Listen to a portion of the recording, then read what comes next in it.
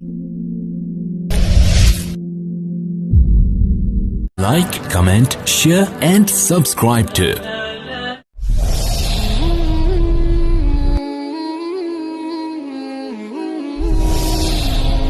गौर करो मेरी बहनों, जंग में अल्लाह ने नमाज को माफ नहीं किया। दुश्मन सामने है, अल्लाह अकबर, चाहे तो इनको कत्ल कर सकता है, इनको मार सकता है, इनको सफे हस्ती से मिटा सकता है। उस हाल में भी अल्लाह ने हुक्म दिया कि तुम वहां भी नमाज को नहीं छोड़ सकते। आज हमको क्या हो गया? क्या सोचकर हम नमाजों को छोड़ दिए? अल्लाह के लिए मेरी बहनों, अल्लाह के लिए खुद का जायजा लो। और जो बहाने हम बनाते हैं नमाजों को छोड़ने के, वो बहाने रखकर इंशाअल्लाह मैं अपनी बात को मुकम्मल कर दूंगी। बहुत छोटे छोटे बहाने हम बनाते हैं आज हमारे पास नमाजों को छोड़ने के। ये नमाजें हमारी कामयाबी का जरिया है मेरी बहनों, याद रख लो। एक नमाज भी अगर मेरी गुजर गई और मेरी मौत आ गई तो समझ जाना कि मैं जहन्नम में जाने वाली हूं। याद रख लेना मेरी बहन।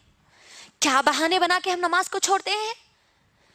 बच्चा या बच्ची, छोटा बच्चा या बच्ची गोद में पेशाब कर दे तो बच्चा या बच्ची पेशाब कर दिए ना, इसीलिए हम नमाज नहीं पढ़ रहे, है ना? तहारत नहीं है इसीलिए नमाज को छोड़ देते हैं अक्सर हमारे पास। मेरी बहनों, बच्चा या बच्ची पेशाब कर दे तो उसका हल भी मोहम्मद सल्लल्लाहु अलैहि वसल्लम ने बतलाया है। अभी हम नापाक है इसीलिए हम नमाज नहीं पढ़ सकते बोल के अगर हमारी सोच आई तो याद रखना, नापाकी की हालत में मौत आ गई और तुम मर गए तो मौत भी तुम्हारी नापाकी में होगी और तुम कल क़यामत के दिन में नापाकी की हालत में उठाए जाओगे। और सोच लेना फिर नापाकी की हालत में अब हमारा अंजाम क्या होगा। फिर तहारत नहीं है, पानी नहीं नहाए, अभी पानी नहाने के बाद नमाज़ शुरू कर दे, अल्लाह अकबर। ये बहाने नहीं चलने वाले मेरी बहनों। इस्लाम हमको इन बहानों की इजाजत नहीं देता। आप किसी भी जगह हो, किसी भी मोहल्ले में हो, किसी भी बड़े से बड़े खानदान के हो, आप पर 5 वक्त की नमाजें फर्ज की गई है।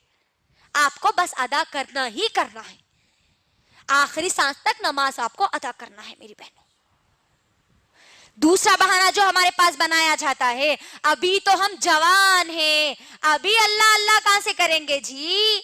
देख लीजिए नौजवान लड़कियों को, नौजवान लड़कियों का क्या मामला है, अल्लाह अकबर। कॉलेजेस को जा रहे हैं तो ना उनको नमाज तो मालूम ही नहीं है। ज़ोहर छूट रही, असर छूट रही, मगरिबी छूट रही है, शामी छूट रही।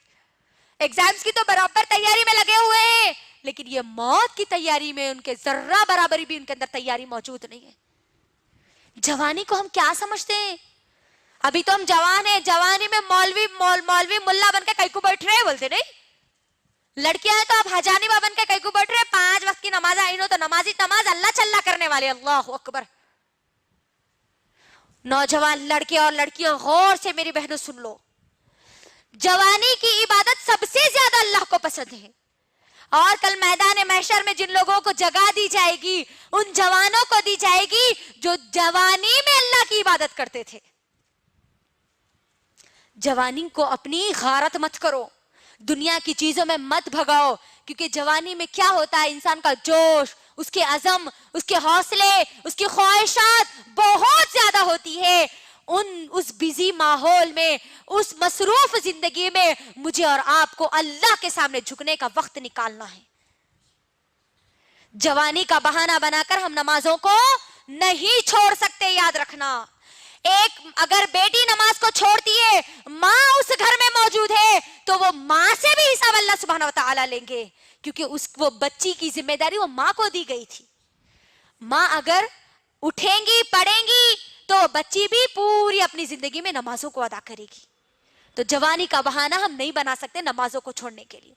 तीसरा बहाना जो बनाया जाता है, हम गुनाह नहीं करते ना, इसलिए हम नमाजा नहीं पढ़ते। गुनाह करने वाले लोग नमाजा पढ़ते, रो रो के अल्लाह के सामने दुआएं करते, माफ कर दो अल्लाह, माफ कर दो अल्लाह बोल के। नमाजा सीखना है, गुनेगार लोगों के लिए नमाजें आई। गौर करिए, यही आज हमारे पास माहौल बनता जा रहा है कि हम गुनाह नहीं करते ना, इसलिए हम नमाजें नहीं पढ़ते।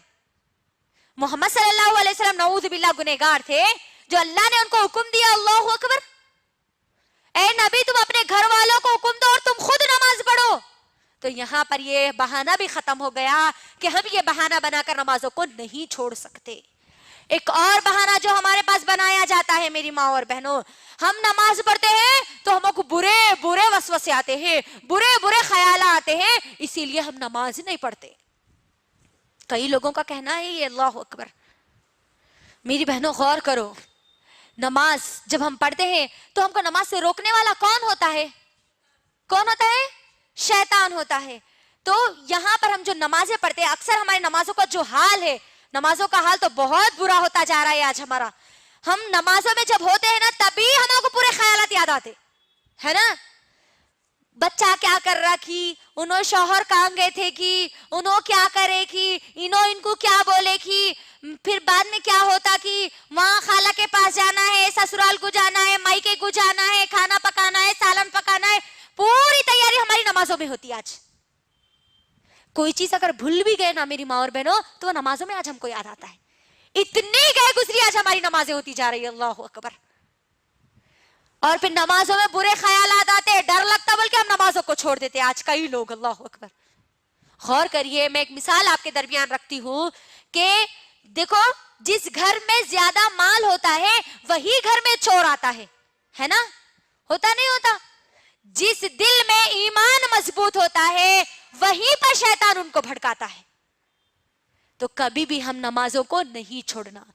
اور ہم جو نمازیں چھوڑتے ہیں میری ماں اور بہنوں, فنکشنز میں میک اپ کی وجہ سے ہماری نمازیں چھوٹ جاتی ہے. میک اپ کا ہم بہانہ بنا دیتے ہیں. اللہ اکبر. فنکشن ہال میں ہم جا رہے, عشاء ہماری مغرب تو چلے جاتی, عشاء بھی چلے جاتی, میک اپ ہے وہ خراب ہو جاتا نا. میری بہنوں کیا آپ مجھے اس بات کی گارنٹی دے سکتی ہو کہ آپ فنکشن ہال سے واپس آئے تک اس دنیا میں زندہ رہو گی؟ نہیں. ایک گھنٹے کی تو کیا, ایک سیکنڈ کی بھی ہم مہلت نہیں دے سکتے, ایک سیکنڈ کی بھی گارنٹی نہیں دے سکتے کہ ہم زندہ رہیں گے. تو آپ سوچئے, بے نمازی بن کر فیس پہ میک اپ کر کے ہم ہماری نمازوں کو چھوڑیں گے تو بے نمازی کی موت ہم مارے جائیں گے. اللہ اکبر. تو اللہ کے لیے میری ماں اور بہنوں, اللہ کے لیے اپنی نمازوں کو مت چھوڑو. اپنی نمازوں میں خشوع اور خضوع لاؤ. صرف اتنا سوچو کہ میں کس کے سامنے کھڑی ہو رہی ہوں. میں رب کائنات کے سامنے کھڑی ہو رہی ہوں.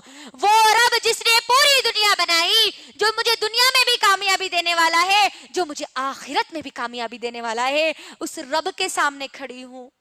ذرا کبھی تو غور کرنا, بڑوں کے سامنے ہم کس طریقے سے ادب اور لحاظ کے ساتھ کھڑے ہوتے ہیں, اور ہماری نمازیں ٹک ٹاک پہ یوں گزر جاتی ہماری نماز. ویسی چھوڑا نا,